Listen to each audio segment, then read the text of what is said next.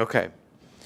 So in the last chunk, we talked about what are experiments and why they're helpful and some different ways of thinking about experiments. Now I want to talk a little bit about some ways that social scientists have thought about experiments that help us learn as much as we can from experiments. So I see a lot of experiments that I see, I feel like are kind of missed opportunities. Because people are like, oh, I'm going to do it, like in a lot of these online systems, they're like, oh, I'm going to do an A/B test. And I say, A/B test, that is great. That's going to help you learn something. But if you use ideas from social science about how to design and interpret the results from experiments, you can learn much more than you would learn from a simple A/B test. So I'm going to try to review some of the ideas that social scientists have developed over time to design interesting experiments and talk a little bit about how these make more or less sense in the digital age. So I want to make this distinction between what I see happening a lot on digital platforms at tech companies, which I would call optimizing experiments, and what I think social scientists normally do, which are called understanding experiments. So social scientists often want to understand the mechanism that is leading to a certain behavior, and people at a tech company often want to, let's say, increase click-throughs. And so these seem like very different things. But what I want to argue is that if your goal is to actually do optimization, the best way to do optimization is to understand what is happening. So you can do, for example, as Google famously did, trying 41 different shades of blue to see which is the optimal link color. And that is a totally fine optimizing thing to do. But for more complex behaviors, I think increasingly people will decide that optimization requires understanding, and that understanding enables you to break out of sort of local minima, or maxima. So like what these like let's say you have this big mountain and like you want to get to the top of the mountain, and a lot of these kind of A/B tests and optimizing experiments sort of move you around kind of where you are right now. And you can do a little tweak and things can go up and that's great, but it's not really going to get you to the sort of next highest peak in the mountain through this process of trial and error. The way that you're going to get these big improvements, I think, is going to come from understanding what's happening. And increasingly, we want to be able to combine these things. We want to, particularly if you want to partner with an organization or you want to partner with a company, you're going to want to be able to design experiments that achieve both of these goals simultaneously. Because your partner is often going to be very interested in moving a particular metric. You are going to often be motivated by trying to understand something. And I think we want to have more and more ways that we can design experiments that achieve both of these goals, particularly if you want to do them with some partner. So I think a great example of this is this paper. It's a field experiment, analog field experiment, about the power of social norms. And so what they did is they measured people's electricity consumption, and then they gave them some information about their consumption relative to their neighbors. So this was not exactly what they gave them, but something like this. And they said, you are using less energy than your efficient neighbors, and you're using less energy than all of your neighbors. And then they tried to measure whether this would change the amount of electricity people use. They were very interested in decreasing the amount of electricity people would use. And what they found is no effect after 1 week or after 3 weeks. So this seems like not a very interesting experiment, except they were actually much more clever than what I've just described to you. So they thought carefully about what they were doing, and they reasoned that there might be differences based on the amount of electricity people were using ahead of time. And so if you split this out by the people who were using less energy after they got this flyer started to use more energy. So they were like, oh, I'm not using enough energy. I should be using more. So you see this, it had this But for people who are using more, it caused them to use less. Okay, so basically, for some people, this treatment had the intended effect. For other people, this treatment had exactly the opposite effect. And this was true whether you're measuring 1 week after the treatment or 3 weeks after the treatment.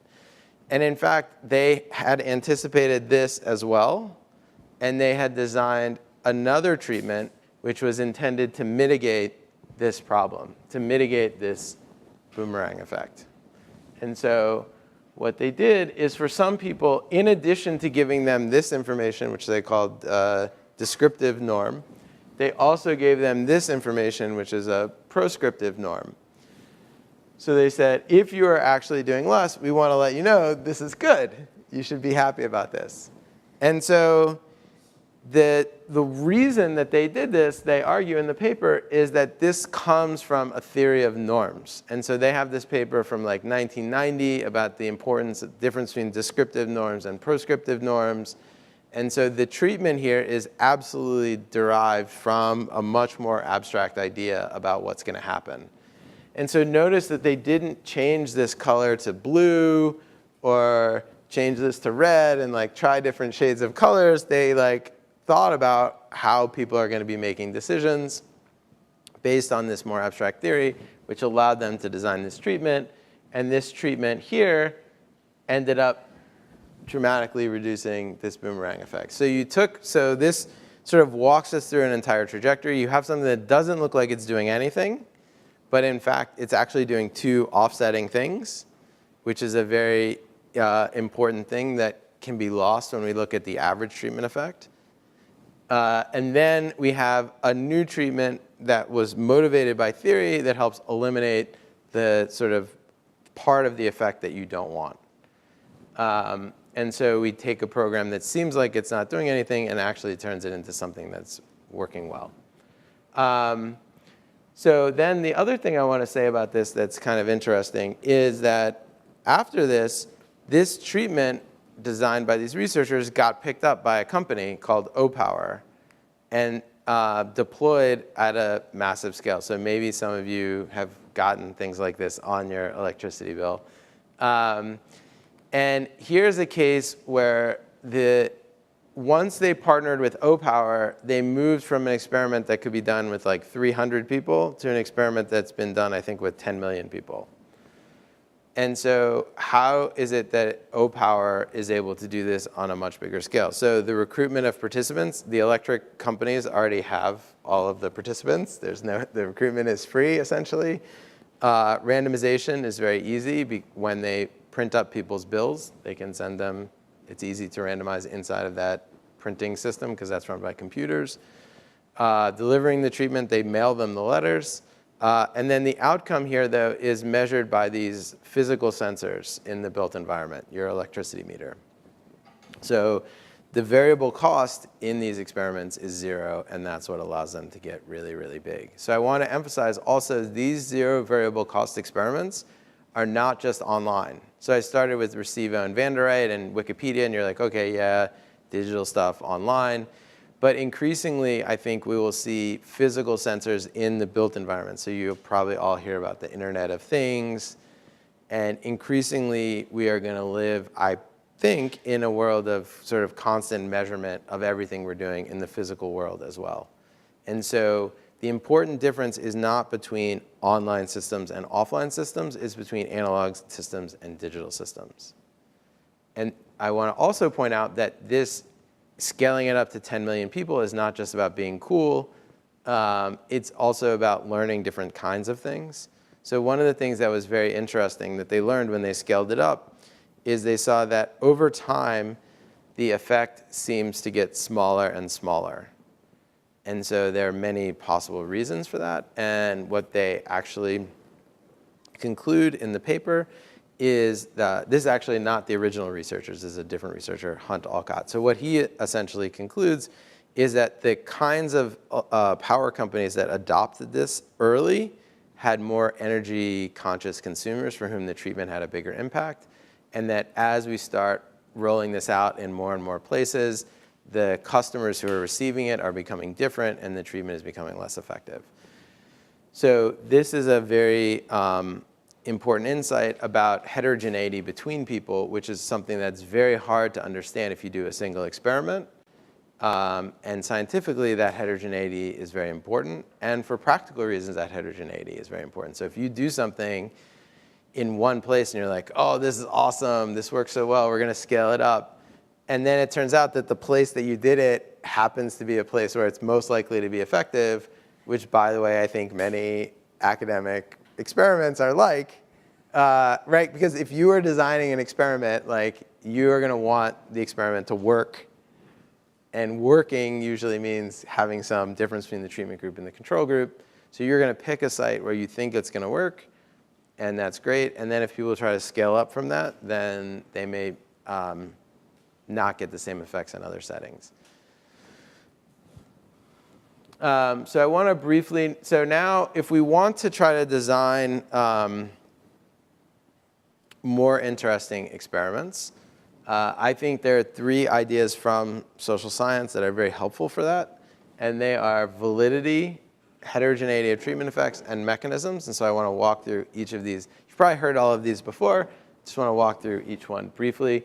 So validity is kind of like, it's like in the way that the total survey error framework was like a way of thinking about all the problems that can happen. I think the people who have worked on validity of experiments try to think about all the possible errors that can happen and fit them into these broad categories. So the first is statistical conclusion validity. So this is basically like, did you do your statistics correctly? So those issues are generally the same in analog and digital experiments, although certain digital experiments have different statistical challenges.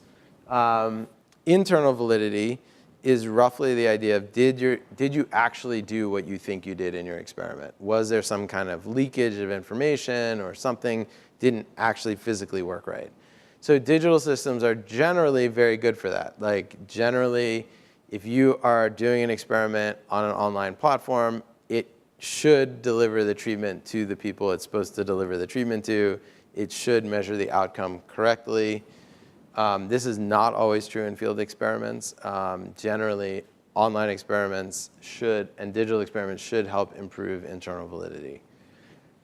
Construct validity, so this is a different thing, and this is a very, I think, underappreciated problem. So social scientists often reason about kind of abstract things like democracy or social capital.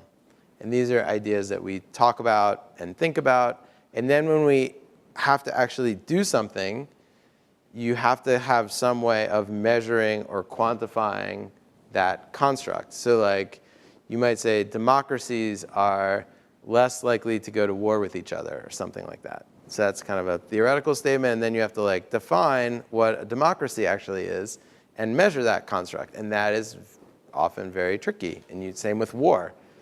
That would be hard too. And so often in digital experiments, sometimes we get a good measurement of the construct we want. So in the Restivo and Van der Reydt, it's contributions to public goods. So edits to Wikipedia, I think, are a good match for that construct. But sometimes if we're doing an experiment in a system we don't control, let's imagine we're doing an experiment in Facebook, or Facebook might not operationalize the kinds of ideas that we care about in their system. And so you can potentially have an experiment that is completely correct, high internal validity, correct statistics, but doesn't actually inform the theoretical statement that you're trying to address. And so one way to check for this slippage between the actual experiment and the constructs that people are often making statements about is to just swap out the words. So I like to do this all the time. It's just remove all the fancy words. So take out social capital, take out democracy, take out all that stuff, and just look at exactly what they did and whether that seems interesting and relevant to you. And so if you just read the intro of the paper and you just read the conclusion, you're just reading the fancy words part. So get rid of that and look at what actually happened And in a lot of digital settings, it is hard to make the fancy things that we care about match to the things that we can do. And so that is a big source of slippage a lot that we need to be very cautious about. And the final kind of validity that people talk about a lot is external validity. This is sort of, if we have a lab experiment, let's say, we might wonder if we would get different results if we ran it in a different place, at a different time, with different participants. In the past, external validity has been largely something that people would argue about without evidence, I would say. So I've been in talks where people would say, OK, I did this experiment, and this is what I found. Someone would be like, oh, what about the external validity? And the speaker would be like, well, I think it would be externally valid. I think it would get the same results other places. Someone else would be like, I don't think so. Well, I think so. Well, I don't. I mean, it's like, so this actually really, here is an empirical question, right? We can measure to what extent we get similar results other places with different operationalizations. And here, lower cost is wonderful. Lower cost is your friend. Because what it means is that you can actually do that. So someone has a question about the external validity of your experiment. If your experiment is 10 times cheaper than everyone else's experiment, then you can do it 10 times with 10 different pools of people. And so this, I think, we talked about cost and cutting costs not as an end, but a means to an end. And I think one of those especially important means is external validity, because it allows you to replicate your experiment in slightly different ways with slightly different groups of people. OK, so that's validity. This is kind of a checklist. And so, oh, yep. As you're reading other experiments or talking about experiments, these ideas about validity maybe help you sort of categorize your concerns and communicate them clearly to others. Question? I have kind of question about definition. Yeah. Because when I was, at some point, I was doing some work related to kind of theoretical causal validity. Mm-hmm. And I understood that I have hard time to understand whether there is like, so this is the list of standard validities. Because Correct. there's also ecological validity, I think, yes, and some other validities. So there were yes. like so many of them. So yes. my paper, I had hard time. This is the first question. And second is, I think you said it, but that was another difficult thing, because there was not even a single definition of what is experiment. Yes. So the definition of experiment, and they were like, yeah. So yep. do you think like that there is now some, like it was like 5 years ago, so maybe it has changed since then? Since that time? No. Well, OK, so let me answer. So the validity and what it actually means. So this idea of validity, it's very much drawn from the work of Cook et al., Cook and Campbell. They have a book that has, I think, 20 validities or something. Yeah. So I think that book is cited in Bit by Bit. You can read it. I think, so this is one of the challenges with this validity framework, is that it's not mathematized. And so it ends up feeling like a collection of things rather than a kind of coherent framework that we know is like exhaustive and mutually exclusive, right? You'd like something that covers the entire space and doesn't overlap, right? That would be like very clean. That is not what this is. But there is a lot of wisdom in these ideas. And so I think that these are the things, these are the 4 of that huge list that I think are most relevant to experiments. But it's true that like external validity is not ever, it's something you hear people talk about a lot and you don't ever really see a precise definition for, or I should say there are many different definitions. So I think it's the same thing about what is an experiment. So again, there are many different definitions. This is why at the beginning I tried to distinguish between these perturb and observe pasta sauce things and like a randomized controlled trial like what you would see in a medical setting. Other questions? Yeah. Yeah. Yes, absolutely. So I want to, that's a great point. So internal validity in some ways is about you kind of making sure that everything that you think is happening and nothing that you don't think is happening is happening. And network effects are a big problem. So just to briefly summarize the concern, sometimes, so in let's say we're going to do a clinical trial of a drug to lower cholesterol. And then some people would get that drug, some people would get the placebo. So whether I get the placebo has very little impact on the effect of that drug on Chris. And whether Chris gets the placebo has very little effect on me, because basically we're sort of independent. Now that's not totally true in certain settings. I'm not a doctor, but okay. But it's pretty close to true for lots of drugs. In a lot of social settings, people are connected to other people, and should one person receive the treatment, that can potentially impact people that they're connected to socially. And so in a lot of experiments that you see on Twitter or Facebook, this is a major issue that your treatment can be spilling out into. It's like if I was going to take this cholesterol drug and it would like happen to like radiate from my body, and my friends would get some of the benefits of this drug.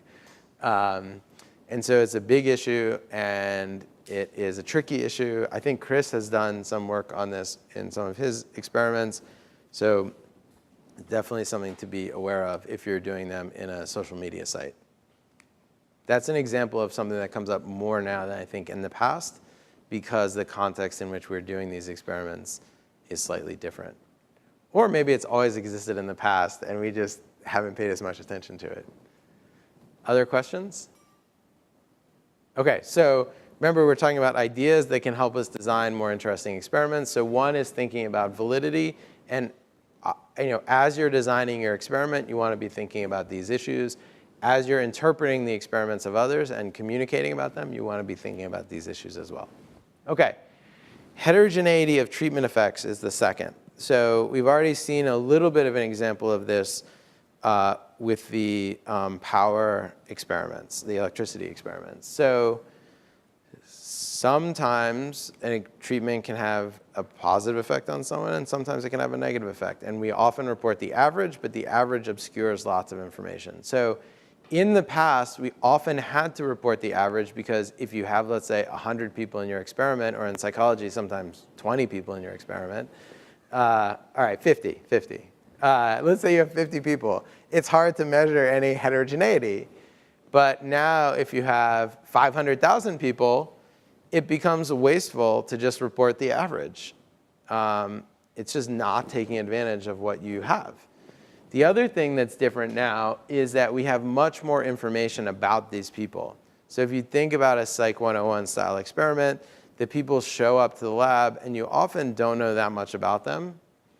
Now compare that to setting like Facebook, where you're doing an experiment on Facebook. They know tons and tons of stuff about you before you're in the experiment.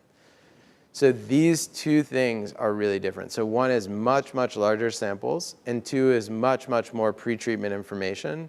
And so that means we should stop treating people like widgets. The way that we treat participants is roughly, they're all kind of interchangeable. And we know that that's not true.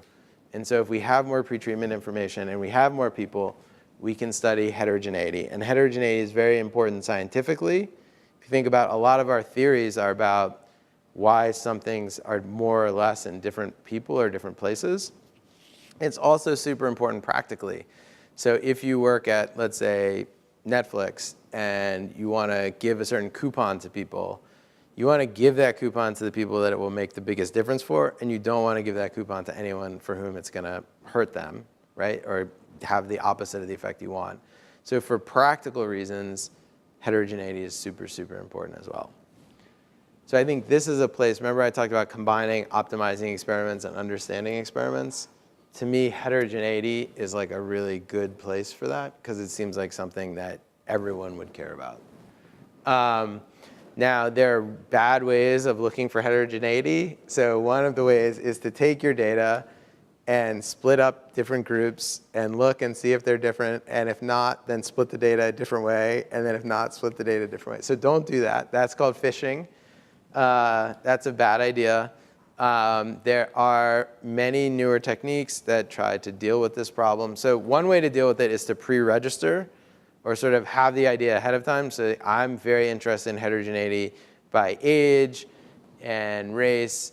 And so I'm going to pre-register exactly what I'm going to do. This is great if you know ahead of time what you want to do. Sometimes you don't. And so there are also techniques now that allow you to look for heterogeneity that are sensitive to this overfitting issue. This is another place where splitting up your training data and your testing data can be helpful. So in the Fragile Families Challenge, we split the data. And there's one set where you could do whatever you want because we can prevent overfitting by checking it on the holdout data. And so in experiments, there are techniques that have a similar flavor where you can sort of do whatever you want on one part as long as you have this other part that's kept separate, and you can use that for testing. Yeah, there's a lot of interest in this area now. Yeah?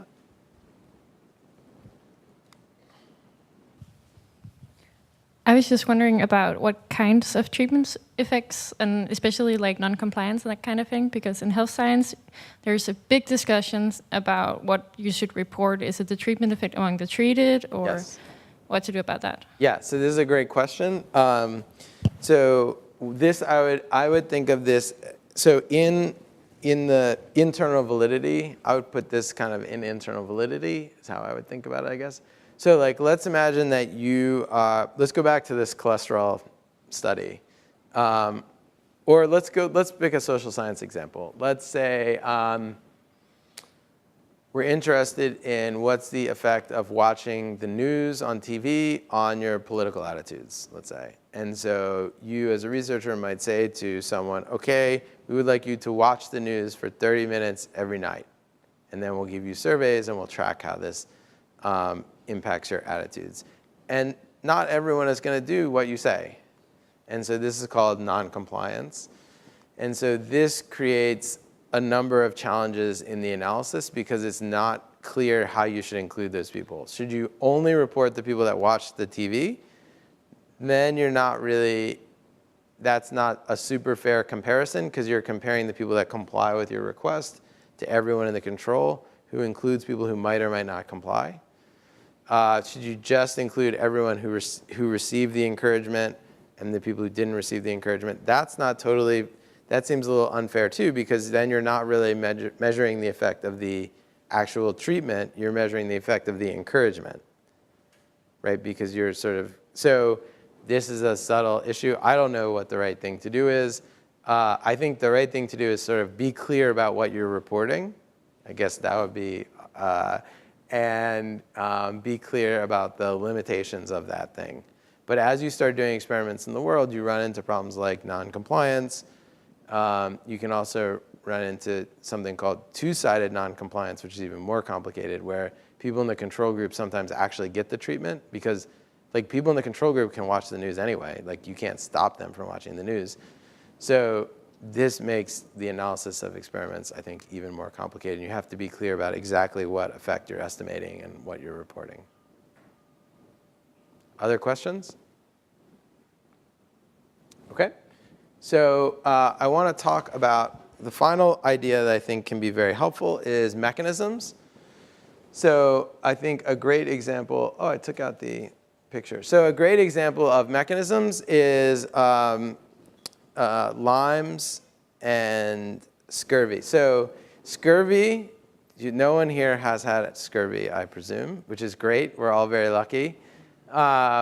Scurvy used to be a really, really big problem.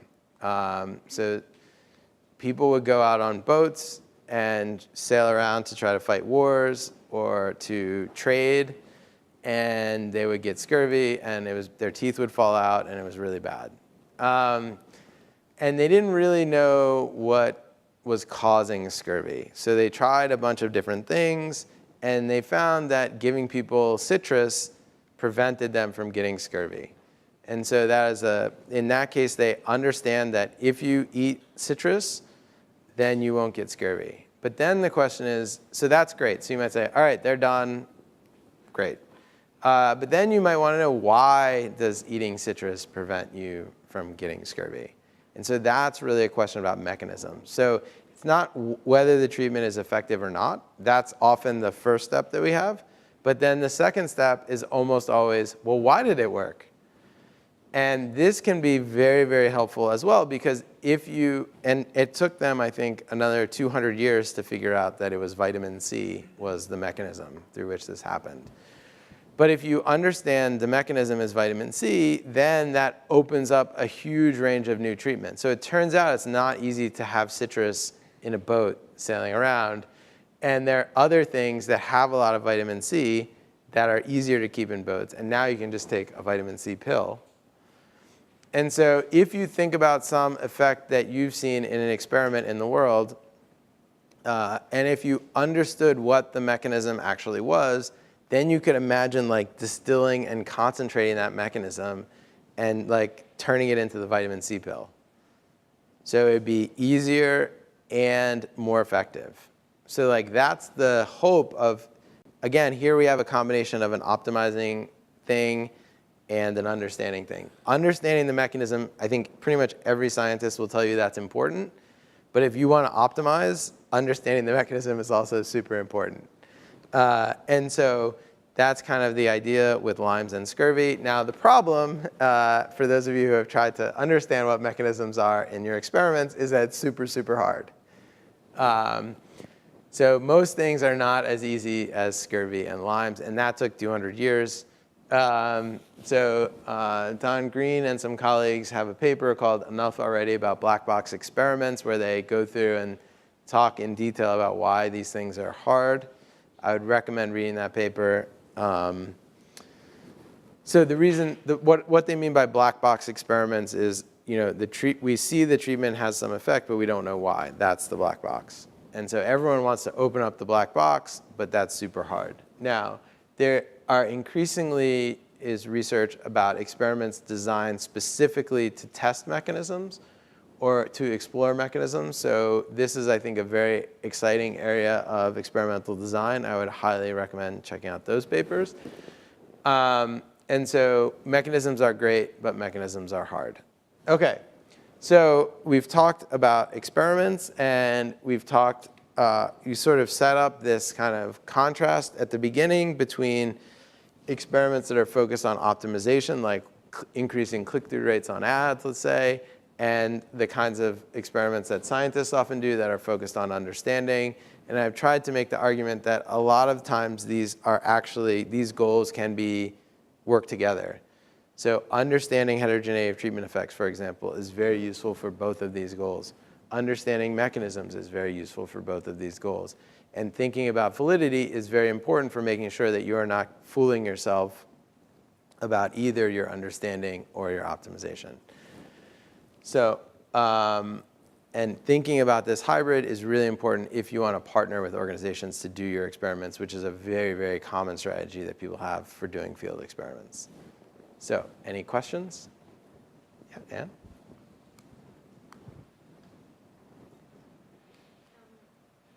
Is this one? Yeah, okay. I was wondering about the power company and that, like, isn't there often a conflict of interest? Like, why would they want to have you decrease your spendings?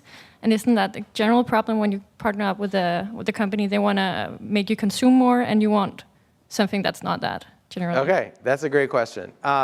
So one is the specific thing about the power company. So I believe it's the case that, okay, I don't know the details of the power companies, but my understanding is, one, that they're regulated. And so in some cases, there are laws that are encouraging them to decrease. They're sort of quasi-required to. Also, I think there's an economic incentive, which is that it's very difficult to build a new power plant, and it's very expensive. And so if they can continue to serve everyone just with the amount of plants they have, they want to do that.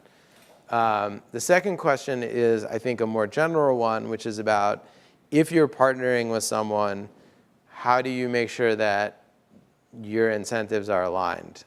In other words, does the company, or it could be an NGO, or it could be the government, is your partner trying to do something that you personally want to do? And that is obviously has to be decided on a case-by-case basis.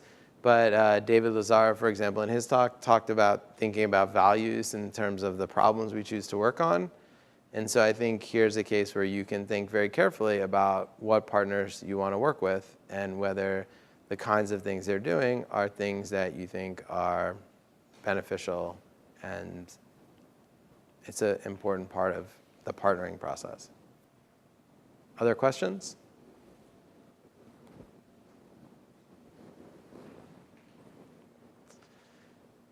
Okay, now we're going to take a coffee break. For real?